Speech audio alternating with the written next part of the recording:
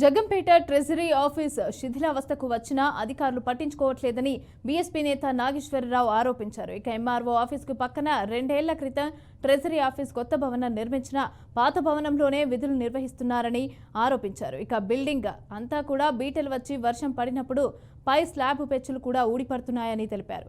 అంతేకాకుండా వర్షపు నీరు ఆఫీసులోకి వస్తుందని, అయినా కూడా 3 మండలాలకి సంబంధించిన ఈ ఆఫీసును అధికారులు పట్టించుకోవట్లేదని నాగేశ్వరరావు ఆగ్రహం వ్యక్తం చేశారు.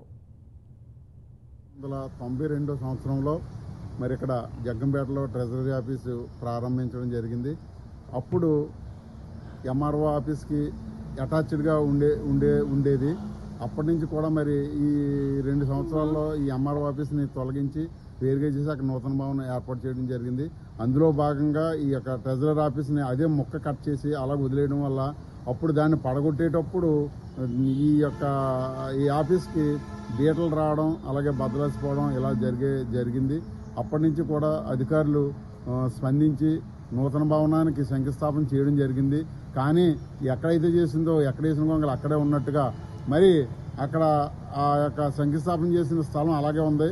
ఇప్పుడు ఇక్కడ అధికారులు వారి యొక్క విధులు నిర్వహించేటప్పుడు వర్షంతో చాలా ఇబ్బంది పడే పరిస్థితి ఉంది. ఈ 2-3 రోజుల్లో పడిన వర్షాలకి వర్షం అంతా కూడా లోపలికి వెళ్ళిపోయి వాళ్ళు బయటకు తోడుకునే పరిస్థితి ఉంది. అలాగే ఈ యొక్క భవనం కూడా